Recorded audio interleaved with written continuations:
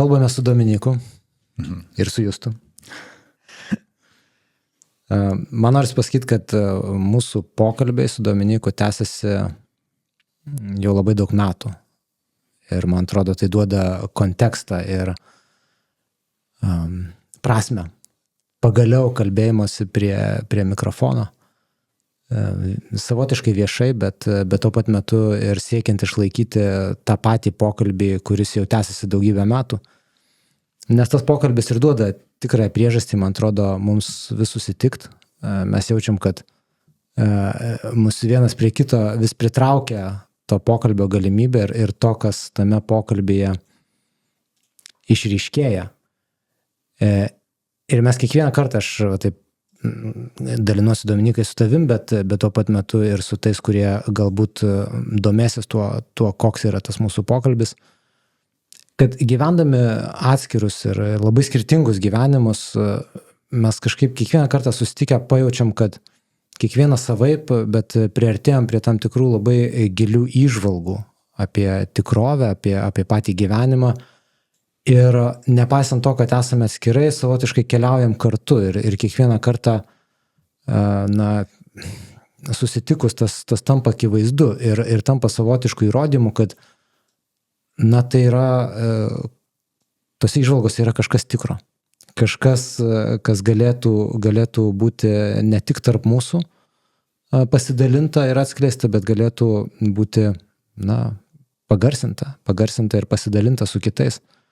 Tai štai ir prasmė mūsų susitikimo, man regis, pirmojo mūsų susitikimo, tai pabandyti turėti tą pokalbį tokį, kaip mes turime kiekvieną kartą ir leisti iškilti dalykams, kurie iškils be išankstinio pasiruošimo, be manipulacijos, be noro kažką pasakyti ar įtikti auditoriją, ar apskritai pasirinkti kažkokią auditoriją ir būti kažkuo tuo, ko nesam, bet kalbėti žmogiškai iš tikrųjų ir tyrinėti, kas mums yra gyvenimas ir kas mus daro gyvus, kas mus įkvepia ir kas kažkaip leidžia judėti toliau, aš net tai pasakyčiau, nes savotiškai tos įžvalgos tampa savotiška gyvybinė linija. Mums kartu kalbantis, galbūt dar keletų bičiulių ir tai išryškėja tam tikrame kontekste, matyt gyvenimo, kur giliai ir pakankamai intimiai mąstyti, būti su kitu žmogumi yra didelė retenybė. Tai yra gyvenimas savotiškame paviršiuje, kartojant tam tikras nusistovėjusias tiesas, kurios nėra mūsų, kurios nėra pagrįstos mūsų pačių patirtimi, bet štai kažką turim kartoti, kažkaip turim įtikti esamai gyvenimo konfigūracijai, ar tai būtų pagal profesinius pasirinkimus, ar tai būtų pagal regioninius ypatumus ir galbūt laikmečio dvasią. Ir štai kartojame visai labai dažnai ir nesąmoningai tam tikrus žodžius, kurie, taip giliau pamąsčius, kažką iš mūsų atima. Tai puoselėti, branginti ir vystyti kalbą, kuri mums leidžia būti savimi. Tai tuo pat metu reiškia savotiškai puoselėti savyje gyvybę ir gyvenimą. Ir leisti tam, kas esminga, skleistis. Aišku, tai, matai, Dominikai, kažkaip tik tai atsidūrėmės prieš kitą, aš kalbu nesustodamas, man norisi kažkaip jau šitoje vietoje staptelti ir galbūt tavęs paklausti, kas tau yra mūsų susitikimas arba pokalbis. Taip, tai mes kadangi jau seniai pažįstami, tai įdomus dalykas, kad kaip ir ne vienam iš mūsų šito nereikia, sakykim taip, kalbėtis viešai, tarsi mums ne vienam nereikia, bet kitaip neišeina. Ir tai yra labai toks įdomus momentas, nes tarsi, mes nesiekėm kažkokios tai šlovės arba kažkokio tai ten peržiūrų skaičius, tai yra kaip šalutinis efektas, kuris gal įvyks, gal neįvyks, bet kad mūsų tie susitikimai, mes tiesiog abu natūraliai pradėjom jausti, kad reikia ne tai, kad nereikia, ne ta žodis, bet neišeina kitaip. Ir neišeina kitaip ir mes pradėjom ieškoti, tai kaip toliau. Ir kai mes su tavim šnekėjom, kad o kodėl, nes tarsi yra iš vidaus kylanti energija, kuri skatina kitiem prabusti ir prabusti ta prasme, kaip mes man labai gražiai, kai mes kažkada važiuodami šnekėjom apie tai, kad prabudimui tai nereikia, kad tu turėtum mokyti kitus, kaip prabus, mes prabundam. Mes ryte prabundam visi, ar kas naktį, kas kitų metų, bet prabundam ir nereikia tos pastangos prabusti. Bet reikia kažkokių aplinkybių, kuris tau asmeniškai leistų prabusti. Ir kažkokiu tai būdu mes nebyliai susitarėm ir paskui artikuliuotai pasakėm, kad tarsi tai yra viena iš priežasčių, pavadinkim taip, kuri neleidžia mum nurimti ir paskatina mus šnekėti viešai dabar prie mikrofonų. Nors mes galėjom lygiai taip pat sėdėti kažkur terasą ir kažkur tai prie arbatos ir kalbėtis lygiai taip pat, kaip prieš tai visada kalbėdavomės. Tai šitas ir nežinom, ką tai atneš. Nežinom, kaip tai bus. Gal mes pasižiūrėsim, kaip čia mums skamba ir sakysim, o gal mums kitaip, o mes gal kitaip. Bet man atrodo, kas yra labai svarbu šitam kontekste. Tai dabar neseniai grįžau su šeimyna iš Italijos ir susiklostė taip aplinkybės, kad išeina dabar kontempliuoti, vėl kas yra kontempliacija, tai yra, gal toliau galėsim pašnekėti. Ir labai daug kartų iškilo grožio tema. Ir labai toks gražus susiformavo, tokia įkrito, kaip aš mėgstu sakyti, įkrito į formuluoti, į kažkur tai už galvos, kažkurią tai vietą kūno, kad grožio tu neišspręsi. Grožis nereikalauja sprendimo. Grožis yra išraiška. Medis išreiškia save, augdamas save. Ir žmogus išreiškia save. Ir tarsi tai, ką mes čia dabar darom kartu, tai man yra savotiška tokia išraiška to, kas mes esam, ir mes toliau reiškiame save, ir dėl to mes neklausėme, o tai kokia auditorija, o kaip tai turėtų būti, bet taip dabar reiškiasi. Paskui gal tai bus paskutinis, gal tai pirmas ir paskutinis, o gal iš to kažkas kito bus, o gal kitur nuves. Ir ta išraiška, ir atrodo, kodėl aš apie grožį pasakoju, nes pabūs gamtoj ir atrodo, kodėl pas mus tiek mažai grožio mūsų tokiam sužmogintam pasaulyje, civilizacijai, pavadinkim taip. Dizainas yra apie poveikį, ne apie grožį. Gink tu Dieve, dabar nešnekėk apie grožį, nes tai yra subjektyvu ir čia ne. Menas dabar yra apie socialinį poveikį, tu turi išreikšti kažkokią socialinę poziciją, už prieš kažką tai. Ir panašiai. Ir atrodo, kad visa tai yra ne apie išraišką, tai reiškia vėl, kaip tu ir sakai, apie tam tikrą suformuluotą matricą, struktūrą, į kurią mes turime įtikti, kurioje mes turime būti, kad būtume pripažinti, atpažinti, kad sakytų, kad tu esi, Justai, tu esi, Dominikai, tu esi. Ir tam tu turi tikti, kad tau pasakytų. Ir taip yra baisu nueiti į tą kitą ir išreikšti save, nepaisant to, kokios bus to pasiekmes. Ir tai yra negražu. Ir aš turiu dar tokią, čia negaliu sakyti hipotezę, šiaip tiesiog tokie pasvarstymai, kad gal dėl to mes dabar tiek keičiam dalykų, tiek bėgam, keičiam gyvenamasias vietas, darbus ir viską, nes visi jie negražus. Pastatai negražus, būstai negražus, kurie statomi, darbai negražus, dėl to, kad jie ne apie išraišką, o apie tai, apie kažkokią atitikimą. Ir gal dabar yra tas vyksta sąmonės pokytis, kuris veda link to, kad taip nebetinga, mes jaučiam, kūnų jaučiam, kad tai ne tai ne ten. Ir nežinom, kur ten, nežinom, kaip tai atrasti, bet žinom, kad nebe tai. Ir tai grįžau po visos tos kelionės ir galvoju, o kaip norėtus daugiau grožio? Tiesiog grožio, subjektyvaus, paprasto, tiesiog išraiškos. Žmogiškos išraiškos tokios tu esi, kaip gamta sugeba išreikšti save. Bet mes vis ieškom, nes net startuolių kultūrai. Tai tu negausi finansavimo, kai tu problemos nesprendi. Kur problema, kurią tu sprendi? Ir tai negražu. Nes tu vėl ieškai problemos, dažnai jas sukuri ir ieškai sprendimų. Aš taip, Dominikai, net pagalvojau, kartais močiutė sakydavo, jūs tai nedaryk taip, negražu. Taip, būtent. Geras argumentas, kad jeigu kažkas negražu, tai yra ir nedarytina, bet tiesą sakant, labai gražiai pastebėjai, kad mūsų gyvenimuose grožis išnyko kaip argumentas arba kaip motyvacija kažkur būti ir kažką daryti. Jeigu leisi, aš šiek tiek grįžtu prie to, ką pasakėjai. Kontempliacija, ar ne? Kontempliacijos galia ir vieta, apskritai kontempliacija yra reikalingas laikas, laisvas laikas.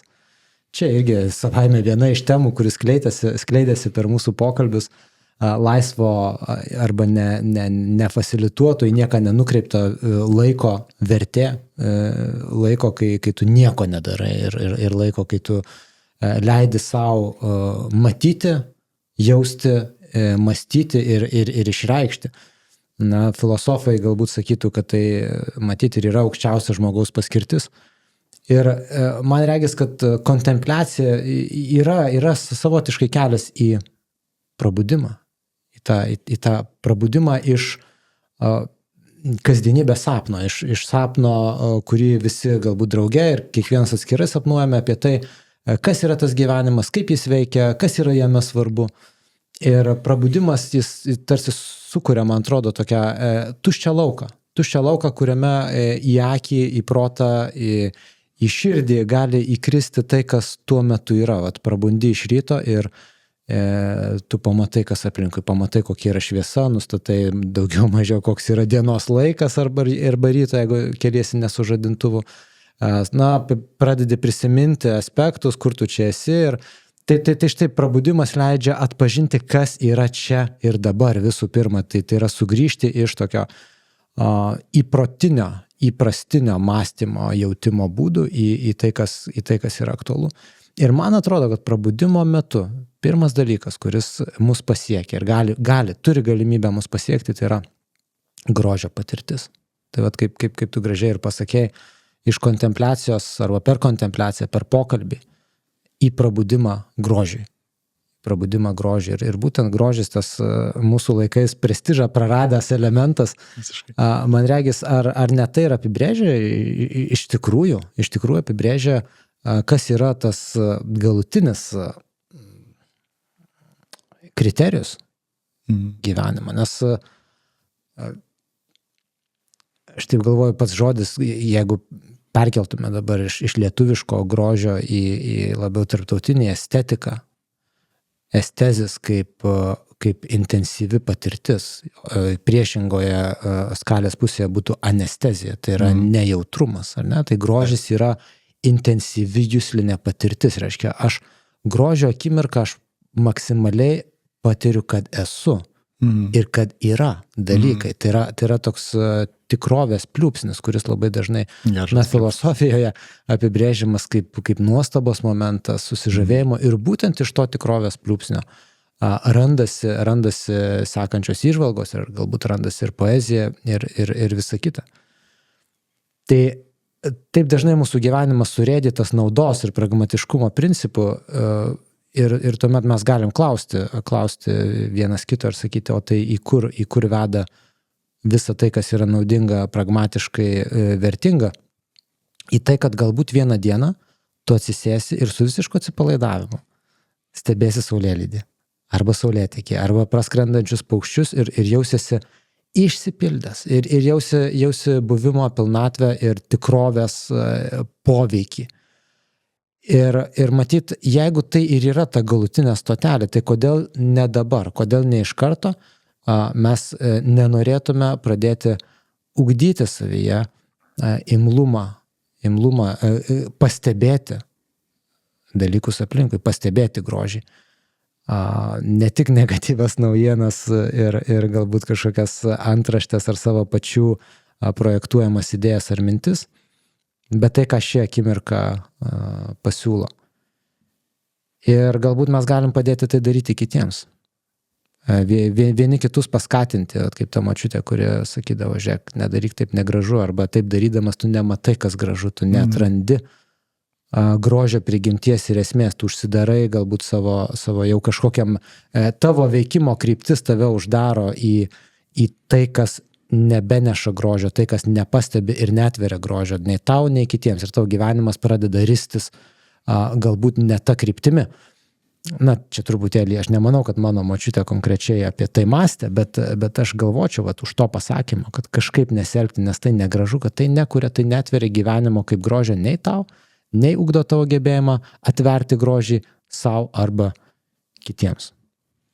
Ir aš dar papildyčiau prie to, kad tu sakai, prie tos, ten yra tas anekdotas, kur ten būna anekdotas tokia sudėtingesnė pamoka, kur ten žmogus dirba tam, kad galėtų ten nukeliauti. Užauga prie palmės, prie jūros ir dirba tam, kad galiausiai grįžtų vėl tos pačios palmės ir prie tos pačios jūros. Faktas, kad tų patirčių reikia, čia dar kita tema, bet man atrodo pasikeistų daugelio veikimas, jeigu mes, ir va čia noriu sakyti, mes atpažintume tai, kad visa tai, kas yra, ir aš kalbu ne perkeltinė prasme, o tiesioginė, kaip angliškai sako, literally, kad visa tai, ką mes matom išorėje, ką mes patiriam, tai yra mūsų sąmonė, tai yra mūsų sąmonė dalyvaujanti bendroj sąmonėj. Ir jeigu tavo sąmonė bus tokia, kuri vibruos, bus dažnyje, kuris yra nepritekliaus, kuris yra nuolatinio trūkumo, tu niekada nepamatysi grožio, tu niekada nepamatysi to saulėlydžio. Tai visa tai, ką tu uždirbsi, visa tai, ką tu bepadarysi, jeigu per tą kelionę tavo sąmonė nepasikeis, tai tu turėsi tą patį rezultatą, kaip tu pradėjęs dirbti, nežinau, pirmą praktiką atlikinėdamas ir taip toliau. Ir todėl tai nėra, kad jie tarpusavį yra tiesiogiai susiję ir mes turim priežastį ir pasekmę. Tiesiog kai kuriais atvejais, man atrodo, tam tikrus dalykus, per tam tikras patirtis praėję žmonės, jų pasikeičia sąmonė ir todėl jie sugeba pamatyti saulėlydį, bet ne nuo to, kad jie daug pinigų uždirba. Ir tada klausimas, o tai kas turi įvykti, kad pasikeistų to sąmonė, arba jinai taptų ta, kuri mato saulėlydį, arba jinai taptų saulėlydžiu. Ir kaip pavyzdys, kaip mes su tavim tada, kai važiavom ryte dviračiais ir kaip tu sakyk, kaip gali būti, kad mūsų pokalbyje taip skleidžiasi gamta, ten paukščiai skrenda gražiai ir taip toliau ir taip toliau. Jo, aš sakiau, paukščiai tikrai turi kažkokią estetikos pajautą, jie praskrenda tokiame aukštyje ir tokiu atstumu, nieko aplinkui nėra, tik mes dviese, jie tikrai tai daro, kad mes visą tai matytume. Negali būti, kad tai yra visiškas atsitiktinumas. Taip, bet aš šito vietoj irgi pabuvau, nežinau, šiandien važiuojant ir pargrįžo tas vaizdas, tas įspūdis, ta patirtis. Ir kadangi žinai, kad visa tai yra vienis, tai nėra, kad mes su tavim kalbėjome, tu kalbėjai, aš kalbėjau ir gamta vyko savo, bet kad visa tai yra viena, tai tiesiog reikia pripažinti faktą, kad būtent tada mūsų su tavim kiekvieno individualiai ir bendra sąmonė, jinai buvo tokia, kuri ir buvo ir tas skrydis, kur ir buvo ir tas vaizdas, ir buvo ir ta gamta. Tai reiškia, visa yra vienas. Ir jeigu mes būtume su tavim kalbėję, sakykime, tai būtume kitame dažnėje kalbėję apie kažkokius destruktyvius dalykus ir taip toliau, būtų tai, ką mes būtume matę, būtų visai kas kita. Ir suprasti, kad, tiksliau žinoti, kad visa tai, kad tu matai, tai esi tu, nėra niekaip kitaip. Tai gal tada tu pradedi galvoti, nes mes labai galvojam linijinių, pasiekmistinių ir į laiko tokia priežastis pasiekmės sustatytą procesą, kad mes galvojam, mes dabar kažką darysim ir tada kažkada kažkas bus. Bet viskas yra čia dabar ir iš karto vyksta. Ir kai mes sakom, ten vyksta karas. Karas yra mumise. Karas yra mumise ir dėl to jisai yra priešais. Ir kita yra tokia aštri vieta, kad jeigu mes pažiūrėtume ir į išminčių tekstus ir šiaip tiesiog, jeigu pabūtume su to klausimu, mes tikrai pajaustume, kad tai, kad tu vibruoji, tai, kad tu tą pritrauki. Ir mes ir tenai nėra priežasties ir pasiekmės. Tai reiškia, jeigu mes vaiką bandome drausminti pykčiu, mes kuriame daugiau pykčio. Nes tai, ką mes darome, mes galvojam, kad vieną pavers kitą, bet realiai tai, ką mes darom, tai kuria daugiau to paties. Ir šitoj vietoje yra labai tokia jautri vieta, kurios mes kažkodėl tai net pažįstam ir dėl to turim tokį komplikuotą ir pakankamai sudėtingą ir vėl grįšiu negražų tam tikrais momentais gyvenimą, pasaulį ir mes jį bandome spręsti. Ir aš čia tokia gal radikaliai irgi mintį pasakysiu, kad jeigu mes pradėtume išreikšti save, mes turėtume ženkliai daugiau harmonijos, jeigu to grožio. O kai mes bandom spręsti ir mes sprendžiam tam tikrais būdais ir veiksmais, kurių mes nesuprantam, kaip jie veikia. ir tikriau supranta, bet nežinom, kaip jie veikia. Ir jie tada išsimėto ir mes turim vėl kažkokias tai pasiekmes, kurias mes vėl bandom spręsti ir vis neturim harmonijos. Ir jeigu aš, pavyzdžiui, dviračių ar ten bėjoju dažnai miške ir tu pasižiūri į medžius ir jie visi yra skirtingi, visi nėra vienodo medžio. Bet kai tu atsitrauki ir žiūri juos visus, jie yra nuostabiai gražus. Viskas, tas vaizdas yra nuostabiai gražus. Bet nei vienas iš jų nėra vienodas. O jeigu mes dabar sakytume, ne, jisai turi šitas 3% turi kampą netokį, koks turėtų būti, kad mes galvojam, kad būtų gražus, mes jį padedam pakeisti. Ir aš abejoju, ar mes turėtume tokį gražų vaizdą. Bet kai visi išreiškia save, augdami, atsitraukiam ir galvom, wow, kaip gražu, ir vis bandom atkartoti ir vis neišeina. Nes vis bandom kažkaip sukonstruoti, bandom suprasti, kai reiktų tiesiog išreikšti save. Čia nežinau, kur nukeliauju. Kartais galvoju apie mišką arba apie bet kokią gyvą sistemą, kurioje regis mūsų žmogiškojų požiūrių nutinka situacija, kur nėra tvarkos. Tarkim, miškas po audros ir galbūt nulūžę šakos ar dar kažkas. Ar išmėtyti lapai, vėjo išmėtyti lapai rudenį. Vis tiek kažkaip savie turi kažkokios harmonijos savaime. Bet tuo pat metu žmogaus išmėtyti daiktai toje pačioje gamtoje, jie neatsiveria, nepasimato kaip harmonija ir tarsi reikalauja kažkokio arba linijos sutvarkymo, juos į liniją sudėliojimo į vietas, arba iš viso jų atitraukimo iš tos natūralios sistemos. Nes matyt, kaip tu sakai, tai nėra daiktai, kurie išauga iš savęs, arba tam tikra daiktų tvarka, kuri save išreiškia pati per save, arba dalyvauja pasaulio harmonijoje. Yra kažkas, kas yra, gal taip pasakykim, dirbtinai įmesta arba dirbtinai konstruota ir tai yra paprastai ne savo vietoje, dalykai atsiduria ne savo kontekste, ne savo vietoje ir mūsų akis tą identifikuoja kaip negražu, kaip netinkama. Tai man apskritai, klausant tavęs, grįžta tas skirtis čia Šliogerio, mūsų bendro mokytojo, daryta tarp žmogaus ir nežmogiškų daiktų arba tarp paties žmogiškumo ir nežmogiškumo. Žmogiškumą suprantant kaip būtent kultūrą ir kalbą ir viską, ką mes gaminam, o nežmogiškumą suprantant, kad tai yra tai, kas iš savęs auga ir turi savotišką savo logiką ir savo tikslą ir beveik kaip ir nepavaldu mūsų kalbai.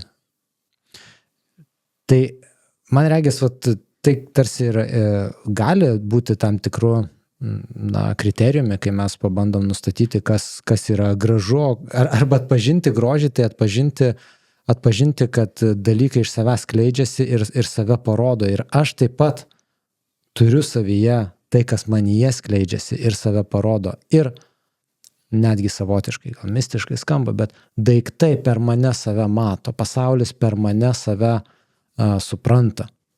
Ir tai yra grožio patirtis, savotiškai vienio patirtis su ta visuma. Ir čia vėlgi gali būti, man regis, teorinių skirtumų, kai tu sakai, aš esu vienas su visais tai daiktais. Čia visada klausimas, ar tai ontologinis argumentas, ar mes iš tiesų sutampam ir kažkaip, ar tai vis dėlto toks patyrimo.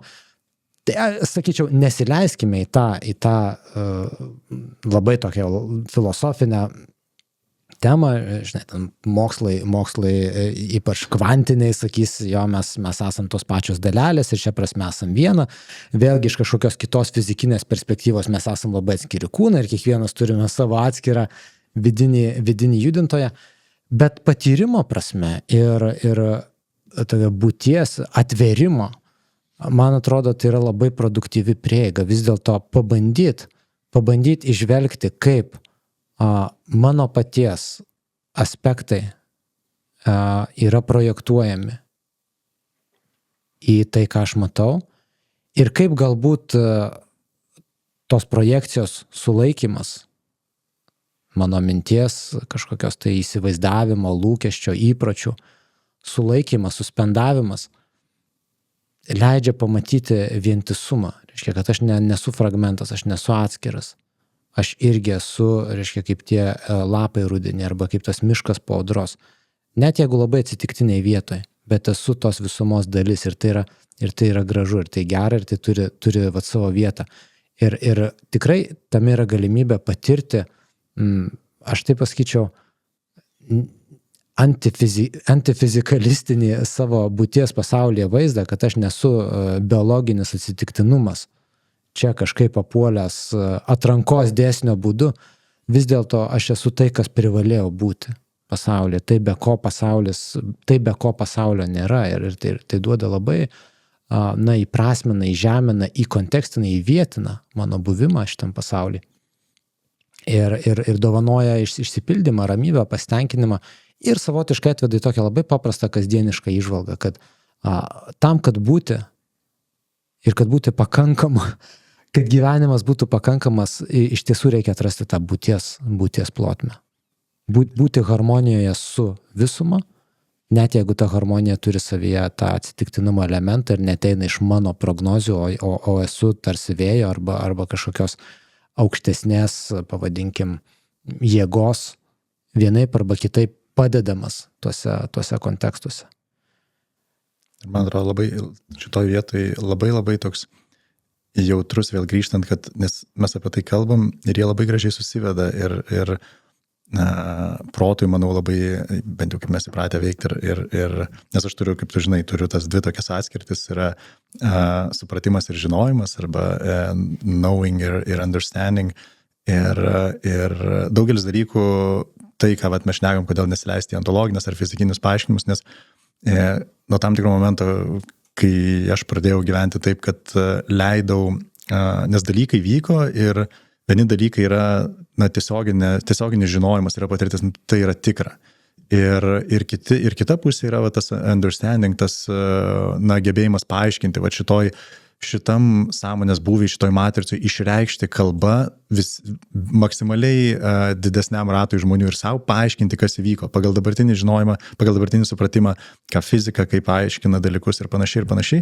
Ir tada tu tarsi sakai, tai yra tiesa, nors tai tu patyrei kaip tiesa ir tu vis tiek turi paaiškinti. Bet daugeliu atveju būna, tu patiri dalykus ir tu jas tiesiog arba net neakcentuoji, neužfiksuoji, bet tavo kūnas jaučia, kad tai yra žinojimas, bet tu tiesiog tu jas nurašai. Ir kai aš pradėjau juos palikti, abudu, tai aš patiriu, kažką atkeliauja, kaip aš sakau, įkrenta idėja ir aš jau užfiksuoju. Ir kas įdomiausia, kai tu ją fiksuoji, kai tu leidai būti, tu atrandi tiek įdomių dalykų, kurie kažkuriuo tai metu yra paaiškinami, kiti tiesiog keičia gyvenimo kokybę ir kitus dalykus, kitiem padeda pamatyti tam tikrus gyvenimo kampus ir tai pakeitė tą gyvenimo perspektyvą, iš kurios aš gyvenu ir toj vietoj dėl to į tos fizikinius ir tas teritorijas nesinori dabar tiek leistis, bet grįžti prie grožio šiek tiek, jeigu mes norime vėl, kad pamatyti toj pačioj gamtoj ar kitur tą grožį, tai mes patys turim būti gražus. Tai reiškia išreikšti save. Ir man atrodo, kad jokiais tiesiog mes tol nepamatysim ir kad ar gamta, ar tas daiktas tam padėtas, nes dabar aš, pavyzdžiui, būna minu ir man tokie keiščiausi dalykai yra gražus, kur aš gyvenime nepagalvočiau, kad jie yra gražus. Jie taip, pavyzdžiui, paskutinį kartą vakar myniau dviračiu ir mačiau kokių 6 dviratininkų, tiesiog žmonių minančių dviratį, ne kažkokių profesionalių dviratininkų galvas prie miško taip, ir man buvo jos tokios gražios, ir aš net pats sustojau, galvoju, kokią nesąmonę, kad jos stovint, kad yra kažkokios galvos judančios, man buvo gražios.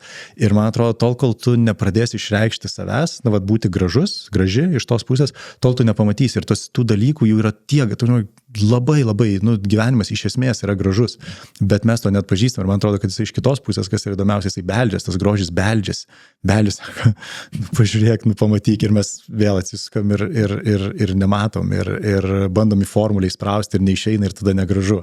Arba sakyti, tai grožis kažkokia cheminė reakcija ir nesukrenta ir vėl negražu. Ir šitoj vietoj, man atrodo, labai svarbu, kad labai daug kas pasikeistų žmonėm, mum visiems, todėl kad keičiantis visiems, keisimės ir kiekvienas iš mūsų, po truputį pradėti, jau kažkokie tai dalykai vyksta, leisti jiem vykti, jeigu tu jauti, kad tai yra kažkas, ką tu jauti, kas yra tiesa, ir nesvarbu, kas sakys, kad ten tu nemoki piešti, ir ką tu pradedi piešti, dar daryti, ir tai yra išraiška, tai yra gražu, ir tai gali labai netitiktis tai, ką mes dabar, sakykime, vadinam gražiu, arba įkrenta į tuos rėmus, bet tai bus gražu, nes tam, kuris gyvena tame, jisai pamatys tą grožį. Tai va, aš norėjau tiesiog dėl šito grįžti toje vietoje apie grožį. Mes iš tiesų pradėjom, tikrai kaip tikri filosofai kalbėti, beje, čia reikia pasakyti, kad ten mes ir susipažinom, būtent filosofijos fakultete Vilniaus universitete, kai mums didžiulę įtaką darė labai iškilus protai ir sielos ir taip mes norėjome kalbėti ir taip žvelgti į gyvenimą. Ir kodėl aš tą dabar sakau, štai Platonas Sokrato lūpomis kalbindamas žmonės aikštėje sako, ar tu man gali kažką papasakoti apie gėrį, grožį ir tiesą. Visa kita man neįdomu, nes galiausiai tai viskas, apie ką mes iš tiesų turėtume kalbėti, tai ar tai gražu, ar tai gera, ar tai teisinga. Visos kitos žinios jos yra antrinės reikšmės, antrinės svarbos. Ir man regis, kiek žmonėje gyvena, tiek tie klausimai yra neišsemiami ir tuo pat metu tai nėra rodiklis, kad apie juos nereikėtų kažkaip kalbėti, gal priešingai. Man atrodo, atsisakymas kelti tuos klausimus ir atitolimas nuo jų kažkuria prasme atitolina nuo to, kuo mes ant šios žemės vaikščiodami galėtume potencialiai būti ir neleidžia mums išsiskleisti savo gyvenime gražiausiomis spalvomis. Tai štai apie grožį, kai kalbėjau, aš esu keletą kartų sakęs vieniems ar kitiems žmonėms, štai tikrai matyt esmė, visako esmė yra grožio patyrimas. Ir galimai tai sutampa netgi su tiesa ir su gėriu. Tie trys dalykai kažkuriam lygmenyje jie sutampa. Tai yra tik skirtingi pavadinimai ir dėl to skirtingumo, išskyrimo mes pakliūnam į didelę painiavą.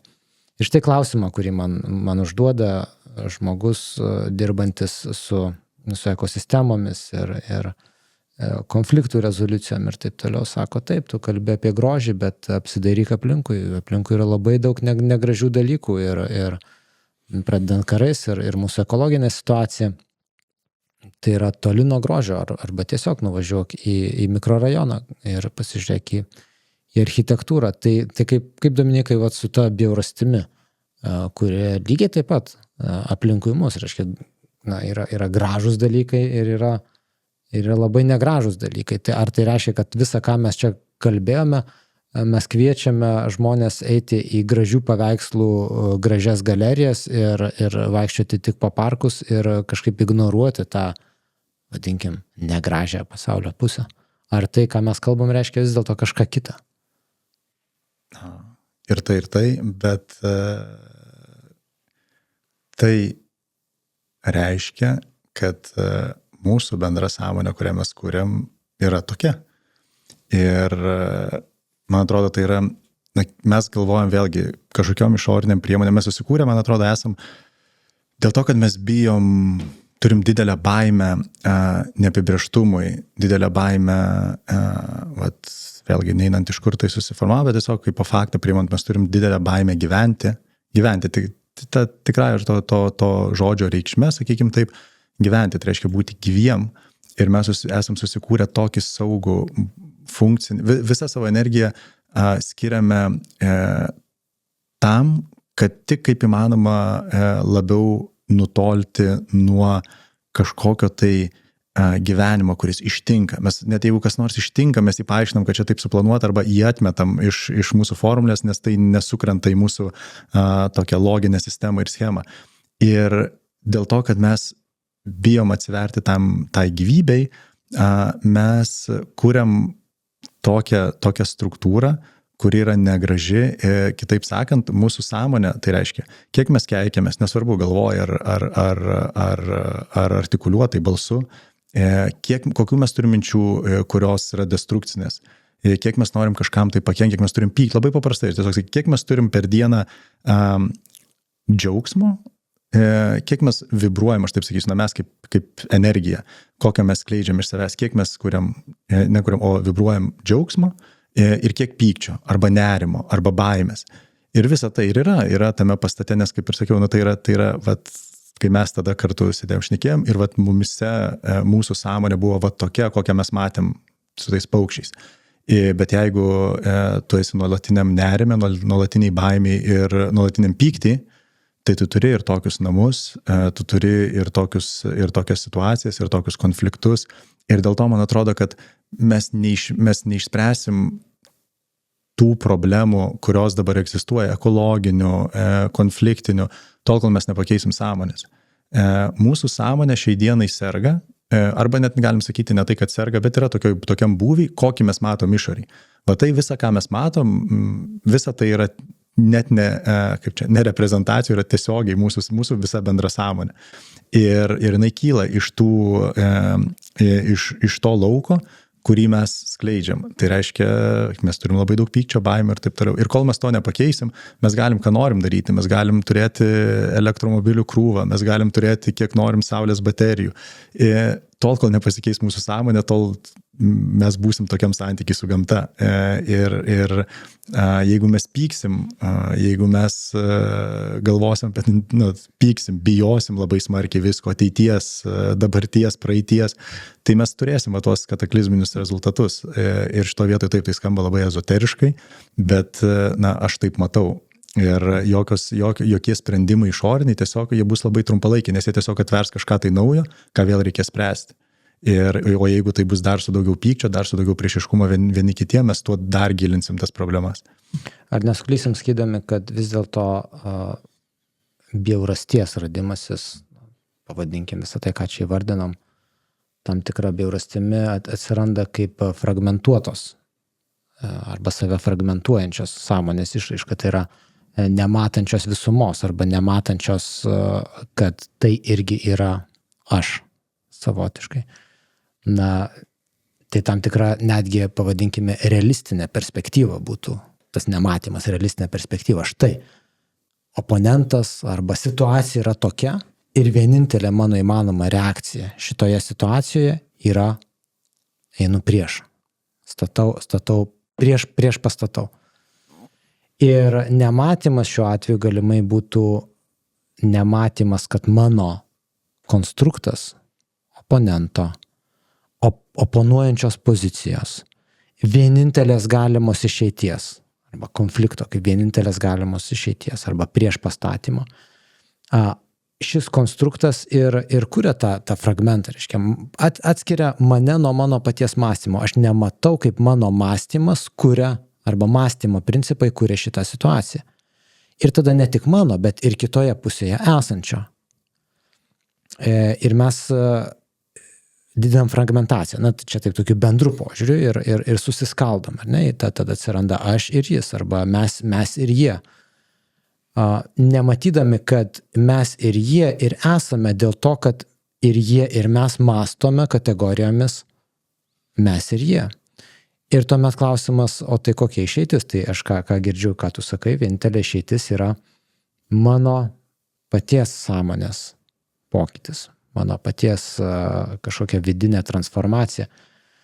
Tai būtent tokį kelią, tarkime, rinkosi būtent Gandis, prieš pastatydamas kažkokią idėją, tarkime, prieš Britanijos imperiją, didžiausia tuo metu imperija pasaulyje, jis prieš pastatydamas tuo pat metu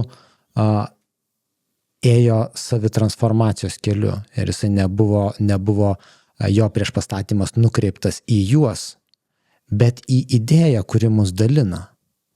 Ir jo būdas veikimo buvo parodyti, kaip galime būti nedalume. Kitaip tariant, sako, aš nepakelsiu ginklo prieš jį, nes jis yra mano brolis, bet jis yra fragmentacijos, jis yra tam tikrame mąstymo paklydime. Ir aš savo veiksmu, o taip tiesiogiai, fiziškai, aš savo veiksmu, aš savo atsidavimu, tai tėkmei, pasiaukojimu, pavadinkim, aš transformuosiu save ir galimai tai turės įtaką ir paveiks jo individualią sąmonę. Tai čia tokiam labai fiziniam lygmenį, bet aš girdžiu žmonės kalbančius apie kitą idėją, tarkim, David Hawkins, jis knyga, kurią tu man prieš daugybę metų atvežė, Jėga ir galia, paskui Letting Go, kita knyga, Paleidimo galia, kuris sako labai tiesiogiai, visas pasaulis yra susijęs vibracijų dažnio, ar ne? Ir vieno žmogaus kitokia sąmonės būsena, taika, kuri pripildo jo kūną ir jo aplinką, tampa atsvara daugybė kitokių vibracijų. Tam truputėlį subtilesniam lygmenį, kur galbūt mes pirštu, bent jau kol kas, negalim į tai parodyti. Tai ir teisingai aš suprantu tavo mintis. Taip, tai ir dar kokias 4 dalykai dabar subėgo į galvą, dabar bandysiu suartikuliuoti juos. Tai viena yra, tai taip, ir kažkur dabar, man atrodo, užmiršau vardą, tai jo labai gražiai, man atrodo, jisai suartikuliavo, kad sako, jeigu tu iš tiesų atpažįsti tai, kad tu sakei, kad mano sąmonė yra bendros sąmonės dalis ir aš ją veikiu bendrą sąmonę. Tai jeigu tu tai tikslingai darai, tu gali turėti, pavadinkim taip, daugiau įtakos bendram sąmonės būviui ir pokyčiui negu bet koks prezidentas. Nes jeigu nežiūrint tik tai tiesiai į išorį, kas vyksta, bet suprantant, kad yra subtilesnis mūsų veikimo laukas, tai atveria visai kitas, pavadinkim taip, galimybes. Ir šitoj vietoj man labai patiko, kaip, man atrodo, tu labai gražiai suformulavai, paskui mes apie tai diskutavom, apie filosofiją, kad tai yra ne išminties meilė, o kad meilė išminčiai. Ir ne, taip sakyčiau, iš meilės atsiranda iš meilės išmintis. Taip, tai kad pirmiausia yra meilė, tu turi turėti, ir tai vėl, kas yra meilė, ir buvimas tam lauke tik tada atveria tau išmintį, tau gebėjimą matyti tuos dalykus ir matyti tai, apie ką mes šnekam. Tai tu turi, o tada kaip, ir vėl tai grįžtam prie asmenės, kai tu pamilsti save, kas tu esi, nes mes būnam tame tokia būvyje, kad mums trūksta, mes nepakankame ir taip toliau. Ir kol mes esam tame, mes negalim pamatyti, kaip mūsų sąmonė yra bendra sąmonė ir panašiai. Ir tai čia vienas aspektas. Ir tas buvimas, neįsivaizduoju jokio kito ir nežinau jokio kito būdo veikti, jeigu mes taip veikti gal yra įvairiausių būdų, bet keisti, jeigu mes norim, labai taip aš paprastai pasakysiu, geresnių pasaulių, kuriuose gyvenam, tai yra per tą darbą su savim, nes tai savaime keičia. O visi kiti dalykai yra tiesiog sukimasis tam pačiam rate, nes mes sakom, čia kažką tu padarei, dėl to, kad aš suprantu, ką tu padarei, nes tu išreiškiai tais pačiais žodžiais, tos pačius dalykus, bet tai reiškia pokyčio neįvyko. Mes tiesiog tam tikrus dalykus apsukom, nes tam, kad įvyktų pokytis, jeigu mes kalbam apie tą sąmonės pokytį, tai tų dalykų tu turėtum nesuprasti, tu turėtum žinoti, tai reiškia, tu turėtum patirti, kažkas tai pasikeitė ir aš nesuprantu, kas, bet aš priimu ir aš keliauju su šituo. Bet jeigu aš sakau, viskas aišku, čia padarei, valio, čia labai gerai, jokio pokyčio neįvyko. Aš tai, Dominikai, norėčiau šitoje vietoje dar truputėlį, jeigu galiu šitoje vietoje grįžti prie skirties, kurią tu atlieki tarp supratimo ir žinojimo. Aš manau, tai labai, labai yra įdomi vieta ir jinai nėra akivaizdi daugeliu žmonių. Tai aš norėčiau pagarsinti tai, ką aš tavęs esu supratęs.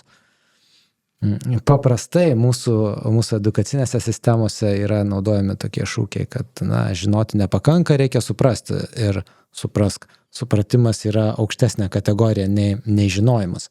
Tai aš suprantu, kad tu šitoje vietoje atlieki tam tikrą inversiją ir sakai, kad supratimas yra būtent kalbinėme lygmenyje atpažįstami kontekstai. Reiškia, kad aš galiu suprasti tai, ką tu kalbi ir mes galim vienas kitą suprasti, bet tai gali būti nepatvirtinta mūsų žinojimu. Jeigu žinojimą mes suprasime kaip būtent įkūnytą patyrimą, kad tai, kas yra žinoma, tai yra žinoma, tai yra akivaizdu. Tai yra tai, dėl ko mes savotiškai nesiginčijame, tai yra nutikę patirtyje ir kai žmogus sako, aš žinau, su tuo užtaisu, kad aš žinau, tai reiškia, kad aš ten buvau, aš mačiau, aš patyriau, tai yra solidu, tai yra tikra. O suprantu, tai vadinkim tokia uždėta jau mintinė plotmė.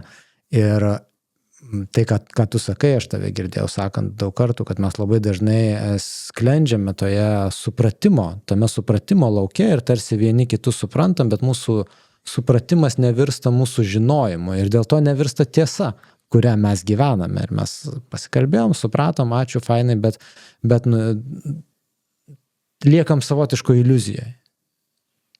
Taip, visiškai. Tai mes ir labai tu gražiai įvardinai tą dalyką, kad mes prioritizuojam supratimą ir žinojimą dedam kaip antrinį, kad jeigu aš suprantu, tai reiškia aš žinau. Bet iš tikrųjų aš juos iš vis dedu į jie tarpusaviai kalbasi, šitas dvi, kaip čia pavadinti, pusės, pavadinkim taip, bet jos neturi tarpusavį tiesioginio priežastinio ryšio. Tai reiškia, jeigu aš žinau, tai nebūtinai aš suprantu. Arba jeigu aš suprantu, tai gali būti, kad aš nežinau. Ir mes labai daug dėmesio šiai dienai skiriam apie supratimą, kaip mes galim vienas kitam paaiškinti, sakyti, supratau, ir jeigu tu gali 3 žodžiais ir greit paaiškinti, kaip gerai, viskas, tai reiškia, tu žinai, bet taip nėra.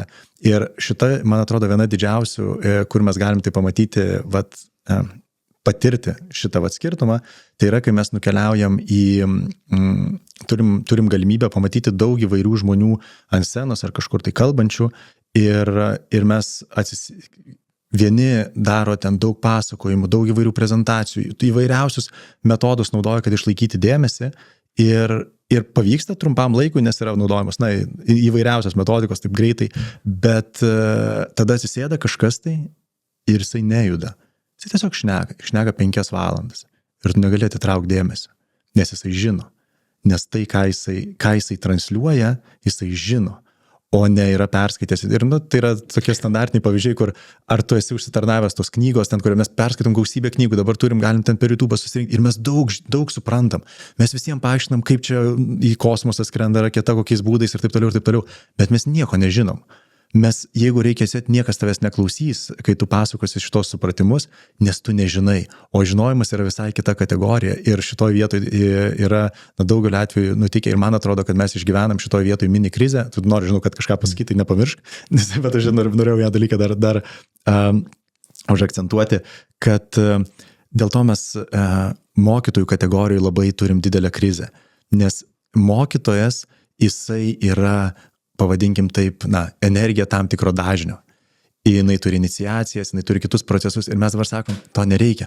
Žiūrėk, šitas supranta daug, tai jis yra mokytojas, jis daug dalykų supranta, arba šitą, bet tik įvairių detalių, įvairiausias formulės. Ir žmonės, kaip tu sakai, išeina ir jokio pokyčio, nieko neišsinešia. Ir tada einam per konferenciją, žmonės jau konferencijas nebeina, nes daug visokių supratimų mes pasakojam. Ir staiga jau atsiranda vienas, kuris žino, tai visi tą kaimą važiuoja pas jį. Ir jis sėdi ir tiesiog žino, žiniuonis. Ir mes žiniuonių nebekultivuojam, nes mums nebereikia tarsi to, nes mes turim daug suvokiautojų, turim, nežinau, koks žodis, tai tų, kurios suvokia, kurie gali, papasakoti, paaiškinti. Ir nes tam reikia visai kito dažnio, tu turi būti visai kitokia. Ir dėl to, man atrodo, mums šiandieniniai visuomeniai mes išgyvenam mokytojų krizę, aš netgi sakyčiau, dėl to, kad nebetpažįstam to, kad tam reikia visai kitokio dažnio ir reikia visai į kitus dalykus panerti. Regis, kad visada mane stebindavo dalykas, kad tie patys žodžiai pasakyti skirtingų žmonių gali visiškai turėti kitą poveikį. Identiški žodžiai, identiškas tekstas. Tai reikšminė prasme yra tas pats, bet matyti yra svarbu ne tai, kas pasakyta, o kas sako. Tai kas yra pasakyta ir matyti ta patirtis, kuri suplaukia kažkaip gal tokiam subtiliam lygmenį į žodį, ji kažkaip keliauja į kitą ausį, kitų būdų. Man tai norisi iš to vietų dar truputėlį praplėsti žinojimo sferą, kaip mes galėtume ją suprasti ir aš manau, kad mes tiek grįšim prie grožio patyrimo ir taikos momento ir vis dėlto kaip viskas yra viena tos idėjos, kuri truputėlį atsivėrė kaip būdas išverkti grožį dalykų. Truputėlį apie žinojimą. Man labai patinka skirstymas žinojimo į 4 kategorijas. Ir pirmoji kategorija suprantama kaip propozicinis žinojimas, tai yra teiginiai. teiginiai ir logiškai išmąstomos struktūros. Tai man nereikia nieko, sakykime, turėti santykio su tikru pasauliu, bet aš vien iš žodžių reikšmių galiu propozicinėme žinojime konstruoti tam tikrą naratyvą ir sakyti, žinau, kad. Antras žinojimo sluoksnis mums labai svarbus žmonėms ir savotiškai apibrėžia žmogiškumą, tai yra žinau kaip, moku. Ne tik žinau taisyklės krepšinio ir fizikos dėsnius, apie fizikos dėsnius ir galiu papasakot, kaip skrenda kamuolys ir kokia trintis tarp kamuolio paviršiaus ir rankų. Visa tai yra žinios, aš jas galiu rasti vadovėlyje, bet varytis kamuolį, mesti, pagauti yra visiškai kito lygio žinojimas. Aš žinau savo kūnu.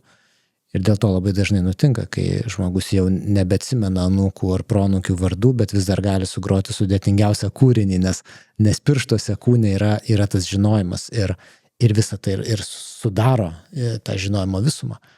Ir trečiasis sluoksnis, mes jį galime pavadinti perspektyviniu žinojimu.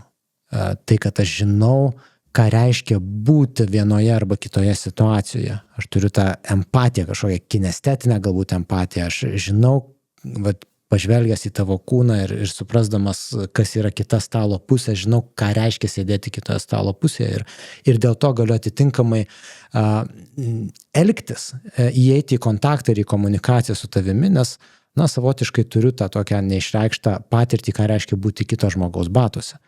Grįžtant prie to paties krepšinio, tai leidžia man sėkmingai prasiveržti, suprantant, ką reiškia būti gynėju ir su kokiais apribojimais gynėjas susiduria. Tai štai perspektyvinis žinojimas. Ir galiausiai dalyvaujantysis, ketvirtoji kategorija, aš žinau, ką reiškia šitame pasaulyje dalyvauti, tai yra atsidurti tam tikroje vietoje arba tam tikrų laiku, pasakyti, išstoti arba susilaikyti, kada judėti, kada sustoti, vėlgi einant gatvėje, kaip prasilenkti su žmonėmis ir tiek tiesiogiai, bet tiek metaforiškai, jeigu galvojam apie pokalbius, kurie vyksta vakarėlyje arba bet kur kitur, mes kažkaip dalyvaujame toje visumoje ir randame joje savo vietą. Ir va šitų trijų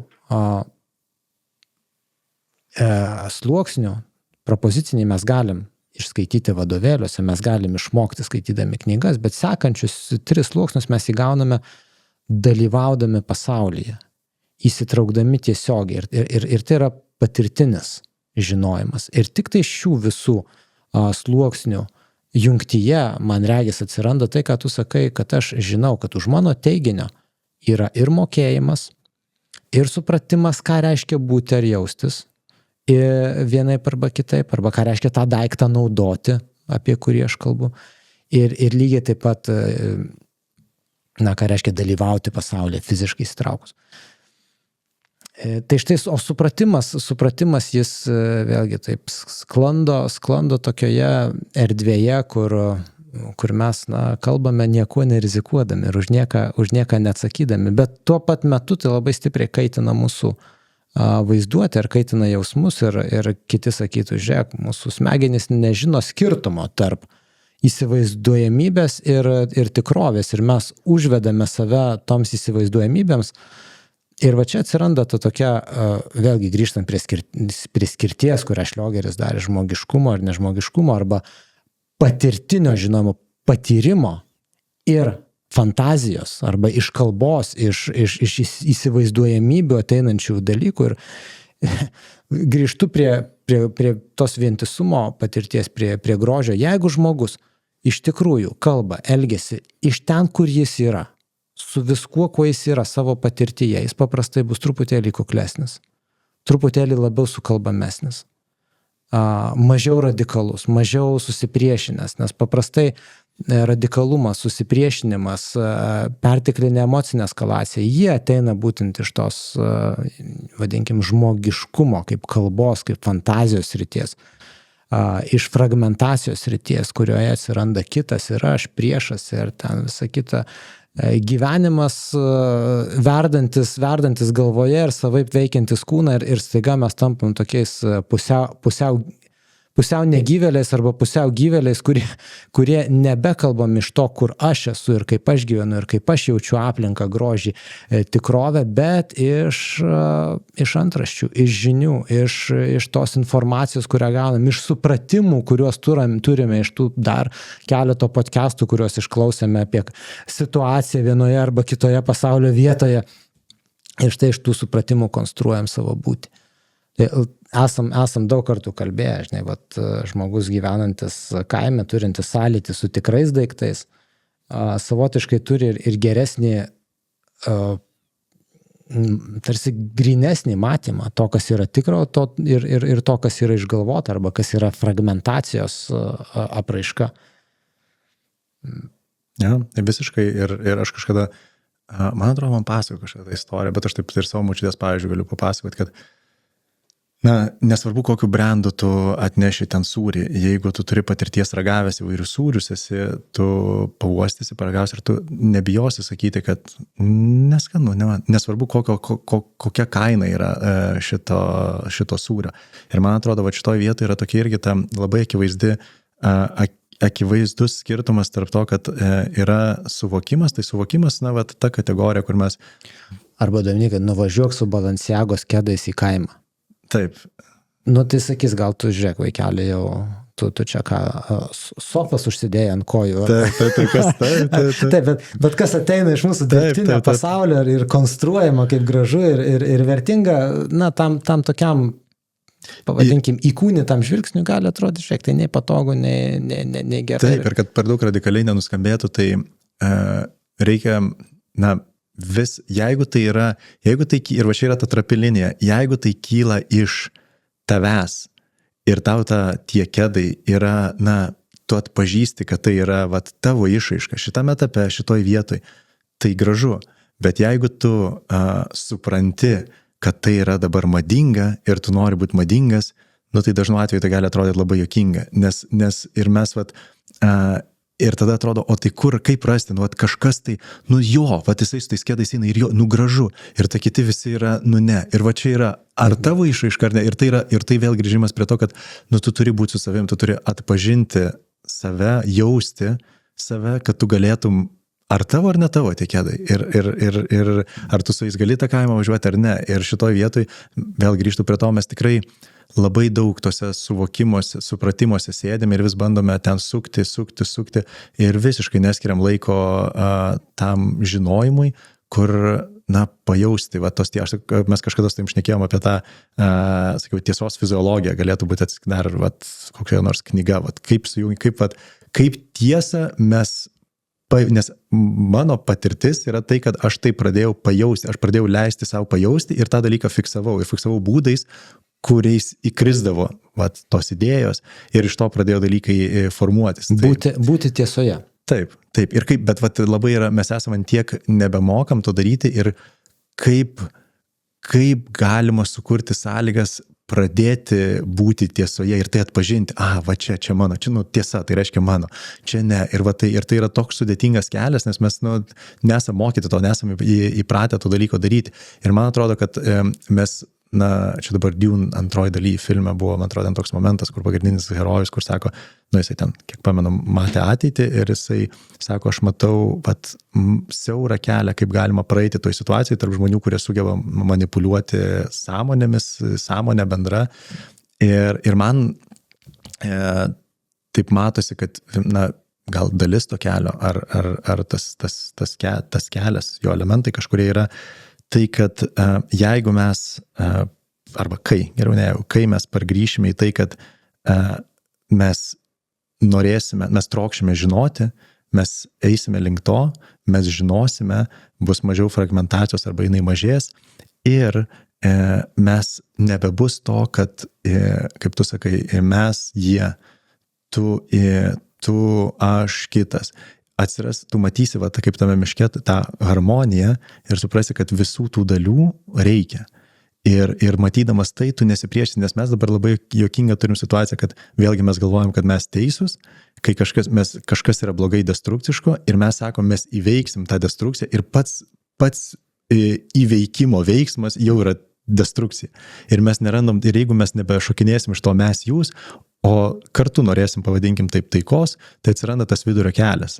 Ja, man atrodo, galvojimas, kad destrukciją gali sustabdyti tik tai prieš pastatomą destrukciją, tai man atrodo tik didina destrukciją kaip tokią ir šito dalyko nematymas yra, jis labai trumparegiška vizija, gal trumpų laikotarpių kažką ir išspręsi, bet iš esmės tu pasėji nesustojamą konfliktą ir fragmentaciją. Tai yra kelias be išeities ir stebina kaip daug išmintingų žmonių rimtais veidais kažkaip galvoja, kad ir kalba, kad kelias į tai, ką veda per ruošimąsi karui.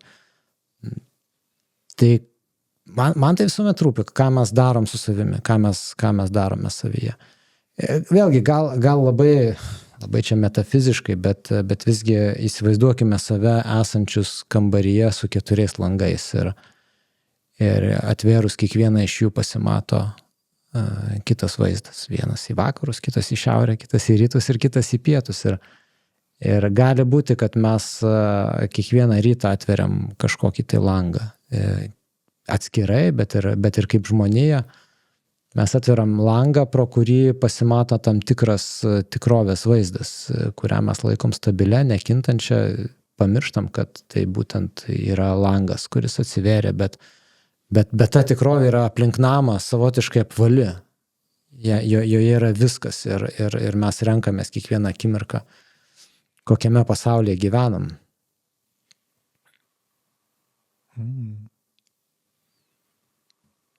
Ir tada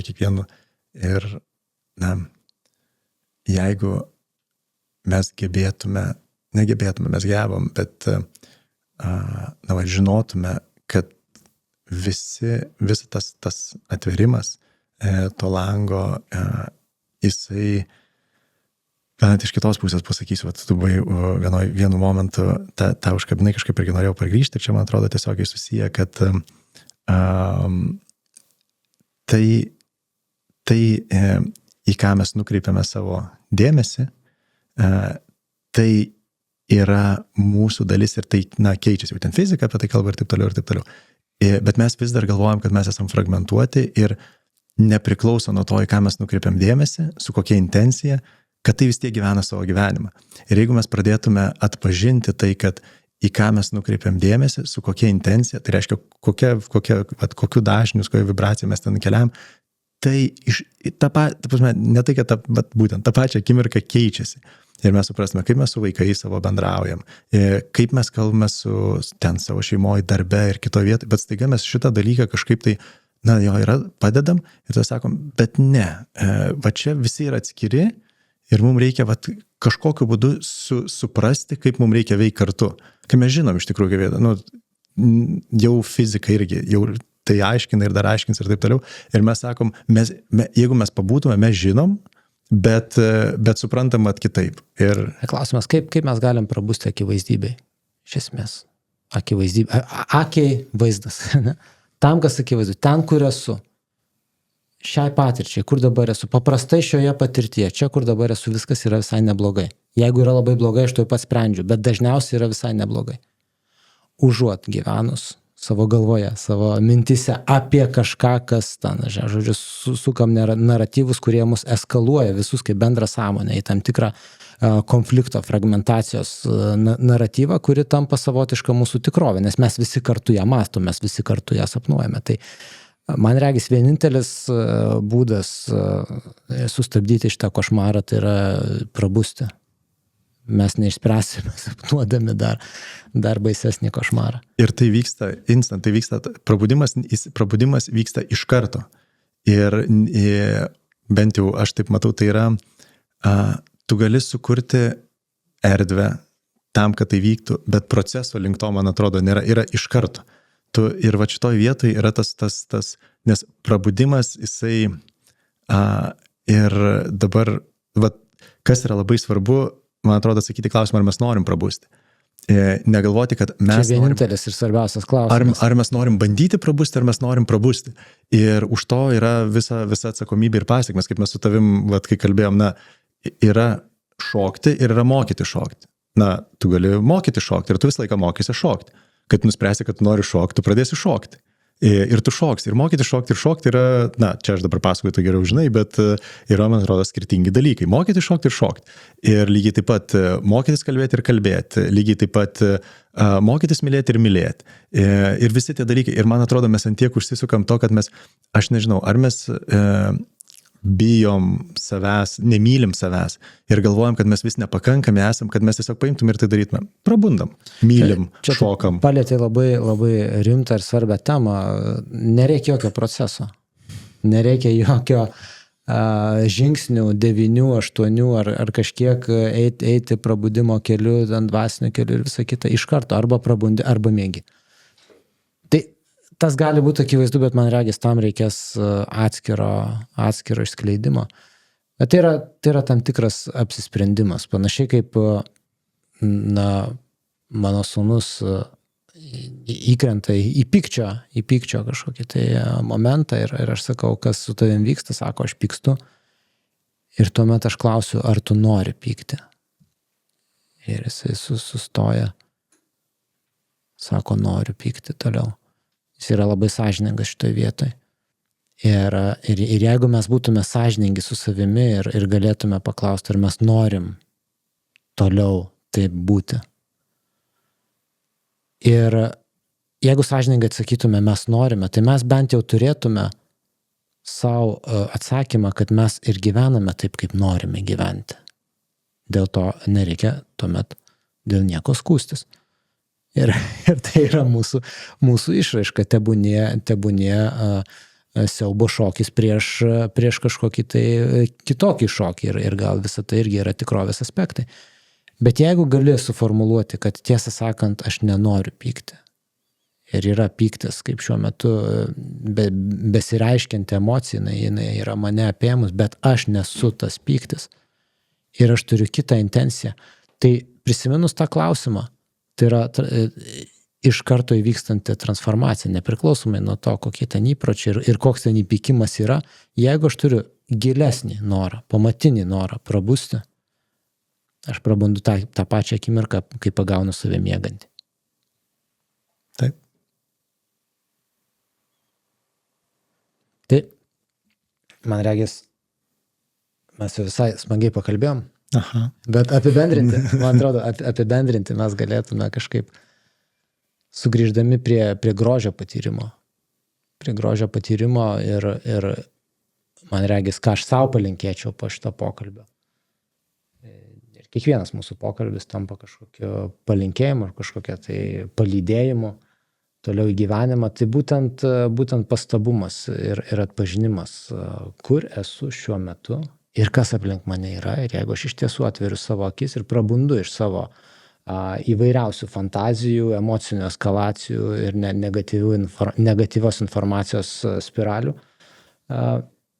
aš matau, kad aplink mane yra besiskleidžianti harmonija. Net jeigu tai yra vėjo išmėtyti lapai, jie sukrenta savo būdu. Ir atidumas kalbai, kaip mes kalbame apie pasaulį, ar iš tiesų tas pasaulis yra toks, kaip aš jį apibūdinu, ar jis toks, kaip aš jį apibūdinu, nes aš jį apibūdinu ir vis dėlto keisdamas kalbą, aš galiu po truputėlį išryškinti ir kitas pasaulio pusės. Tai štai ir tas susiejimas, kad eskaluodamas konfliktą savo kalbėjime arba jausdamasis atskiras, jausdamasis vienišas ir nesaugus kažkaip šitame pasaulyje, ieškodamas savo vietos per kovą, aš tik dar labiau didinu tą situaciją.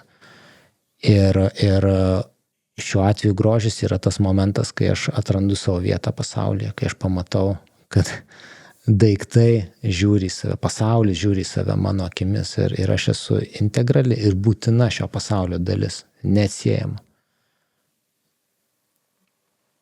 Ir gal tuo požiūriu net ir nesu atskiras aš, o esu pasaulis regintis save. Ir ne tiek man jau tuomet rūpi šitos individualios išraiškos kažkokia tai labai konkreti manifestacijos forma, bet aš šlovinu pasaulį, aš šlovinu gyvenimą ir dėkoju, kad dalykai yra, kad pasaulis yra, kad gyvybė skleidžiasi. Ir taip pat tomis formomis, kurias atpažįstu kaip savo individualias ribas. Ir tampu pakankamu.